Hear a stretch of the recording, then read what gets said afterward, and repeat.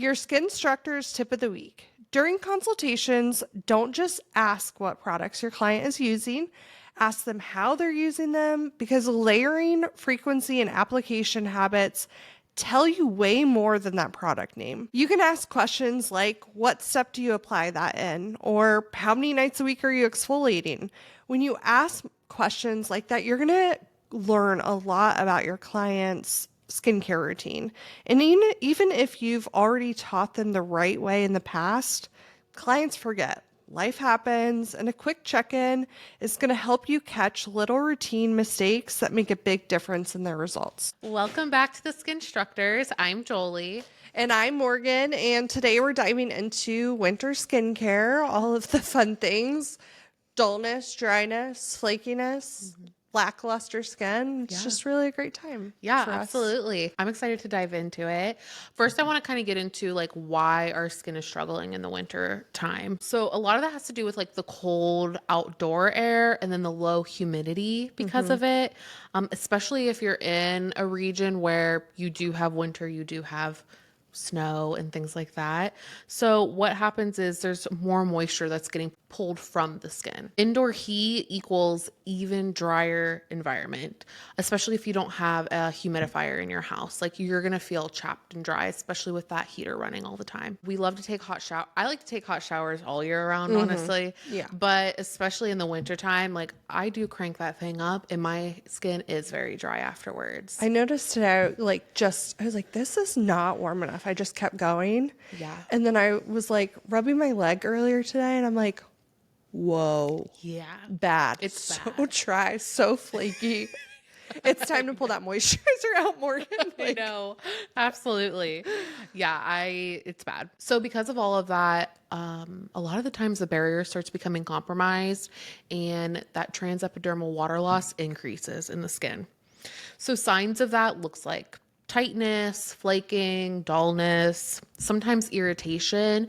And then sometimes your clients will talk about their makeup not sitting well. It looks like it's gathering in certain spots, gathering in those dry patches, things like that. Yeah, absolutely. I think it's important to break down the difference there of dry versus dehydrated skin because how many times have you had a client come in and they're like, I'm so oily, and you're working on them and you're like terrified to dermaplane them because their skin's going to just fall off because it's so dehydrated. Absolutely. So when your skin's dehydrated, it's going to overproduce oil to try to compensate that and correct it. When you're talking about true dry skin, that's a lack of oil in the skin. So you have a lipid depletion present. And then dehydration, on the other hand, is a lack of water. And that can be caused by all kinds of different things, whether, you don't drink enough water. Me, sister, that's me. I understand. I get it. Yeah. Yeah. Using the wrong products. There's a lot of environmental factors that can cause dehydration, and that's when you're noticing that water loss and moisture loss in your skin. And unfortunately, winter can cause both of them. Yeah. And it's just so common for clients to mix up the two. And when I was working with clients, that was one thing that I did a lot of education on is, no, girlfriend, your skin's not oily. It's just thirsty for water. Absolutely. Yep. And I think on that note too, checking how you can tell if your client's skin's dehydrated. So we do the pinch test typically. Sometimes you don't even need the pinch test if they're very dehydrated. But when you pinch it, you'll see all of those little teeny tiny fine lines. Especially like in on their the forehead. Absolutely. So yeah. So with that being said, I think there's some great ingredients that we can stick to that's going to help repair that barrier and replenish those lipids in the skin.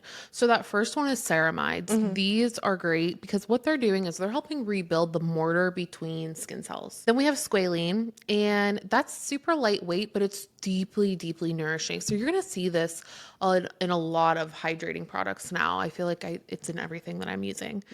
And then omega fatty acids. These are great because they're going to help restore flexibility and softness to the skin. So that's our barrier repair ingredients. Going into our hydrating ingredients, we want these ingredients pulling water into the skin. So things like hyaluronic acid, this is amazing because, like I said, it's drawing that water to the skin. And depending on the brand that you're using and their technology, some of it can not just go to that top layer of the skin, but penetrate down more into the other layers too. And then we have glycerin.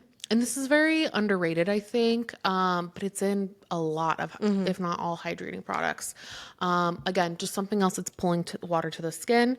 And then, honestly, I'm really loving mists before applying serums or even just to finish or touch up throughout the day with. A nice hydrating mist has been fabulous. Well, and I think also when you keep your skin hydrated like that, when you're using stuff on top of a mist or water, Yeah. everything's going to, those results are going to be enhanced. Everything's going to draw in a lot faster. Yep. So you're going to get results a lot faster. Totally. Yeah. And then our last section is soothing emollients because, like we said, sometimes the barrier can become compromised this time of year. So think of ingredients like jojoba, shea, allantoin, beta-glucan. These are Love all those. going to help with really nourishing and soothing and calming down that inflammation. Next, we want to focus on gentle exfoliation. We do still want to add some sort of exfoliation in because we want to slough off those dead skin cells and just that layer that's making the skin look super dull. But keep it mild. Things like enzymes, lactic acid, these are all going to be really beneficial, especially if your client is a little bit more compromised right now. Yeah.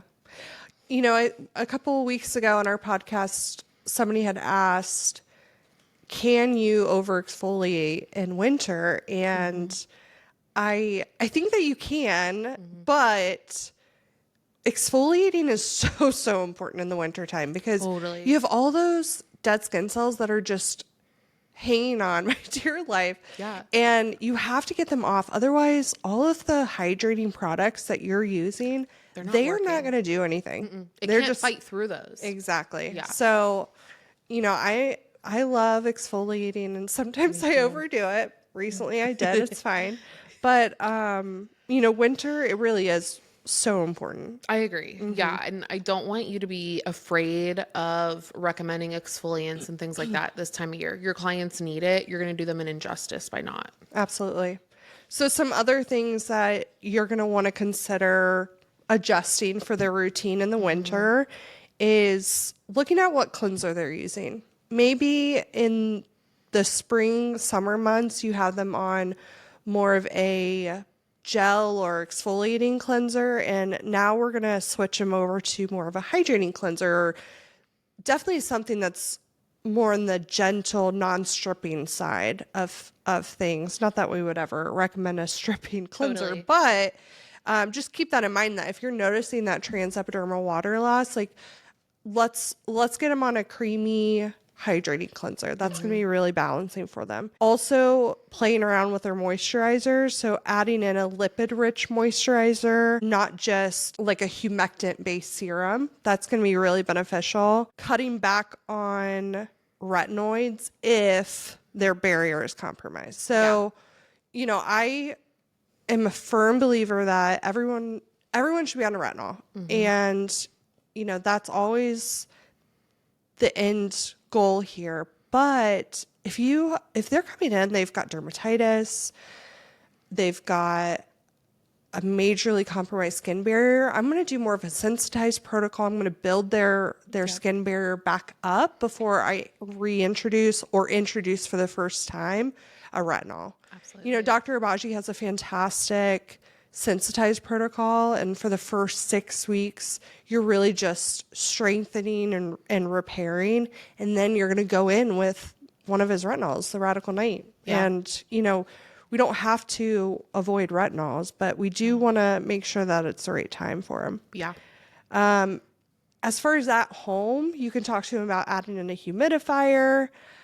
I have a humidifier at home, and it sits on my freaking dresser and stares at me. And I'm so lazy. I can't even like fill it up. It's crazy. But so Charlie's my daughter. Charlie has swim lessons on Sundays, and it's an indoor pool. I go in there and I feel like I can breathe so much better after being in there for 30 minutes. Probably. I'm like, turn your humidifier on. Just turn it on. I know. But anyway, guys, use a humidifier. Avoid hot water on the face. I know we love our hot showers, but if you could turn it down a little bit while you're washing your face, that would be That's actually ideal. one thing I do avoid. If I'm taking an extra hot shower, I do actually avoid it on my face. You won't stick your face in there? No, because it's just like it does feel so tight afterwards. Yeah. So that is yeah. one thing that I do Good stay job. away from. Good job. Thank you. You turn it down 1 degree. Yeah, literally. One thing that we are not adjusting is SPF. Right. Guys, just because the sun goes down at, Ohio, 4:30 in the afternoon, Right. we still need SPF. The winter UV still is going to affect your collagen, still going to, damage your DNA. So please wear your sunscreen, even if there's no sun outside. Yeah. And now kind of going into like the professional treatments that are going to help with this. Obviously our favorite, Hydrafacial, or some sort of, if you don't have it, hydrodermabrasion, but truly Hydrafacial is the best. Or just hydrating and calming treatments, facials and things like that. Like I mentioned earlier, enzymes are going to be fabulous. You can start introducing those into your room. LED therapy is going to be nice because it's great for inflammation. And so if you do have someone coming in with that compromised barrier, this is going to help with that. And yeah, just really focusing on calming and hydrating your client's skin. Yep, absolutely. I love all those. I think too, like as long as their barrier is fine, dermaplaning, absolutely. Get those dead skin cells off. Oh yeah. There's no with reason not to. everything. Right. Absolutely. All right. So how can we as estheticians educate our clients? Because I think that's where the barrier sometimes is. They are watching their TikTok. They're seeing, Joe Schmo giving bad advice. And we have to unfortunately re-educate a lot of times. But I think using like visual language is very helpful in these situations. So using analogies You're really good at that too. Oh, thanks. If you're talking to them about their skin cells, explaining how it's kind of like a brick wall, and when you're missing the mortar that holds those bricks together, things can leak out, and that's what is happening with your skin barrier. So things like that. Talking to them about why following your advice is best, because you're the expert here, and it's not always about, using all the harsh ingredients or over exfoliating. That's not necessarily the solution at all times. Just teaching them how to properly layer their products and how often they should be using it. Yeah. Sometimes that's the most time consuming, but it's so valuable. And don't get discouraged if you have to do it time and time again with that person. Yeah. They don't know what they don't know. And a lot of times they're facial drunk. They sit up out of your chair or your table and they're like, where am I? What just happened? Yeah. I just had the most amazing facial in the entire world, and now you're going to tell me everything I need to know in like 2 minutes. Yeah. And I'm expected to remember that.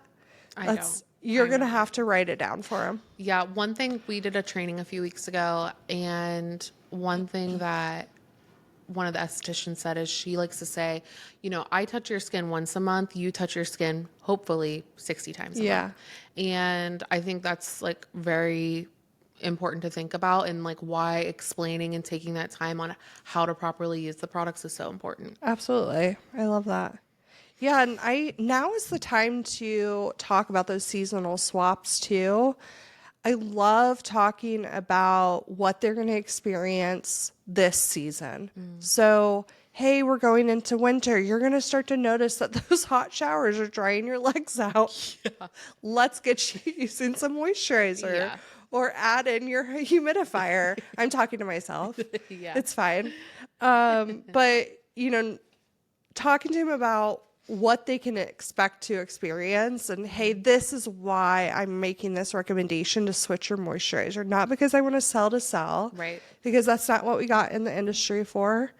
We're here to educate, Yeah, and you know, don't hesitate to educate. That's our motto. absolutely.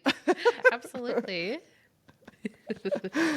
I love that. All right. Well, this week, your homework assignment is to start looking at your clients that are coming in this week and their product history and see where there's one place where you can add extra hydration or barrier support.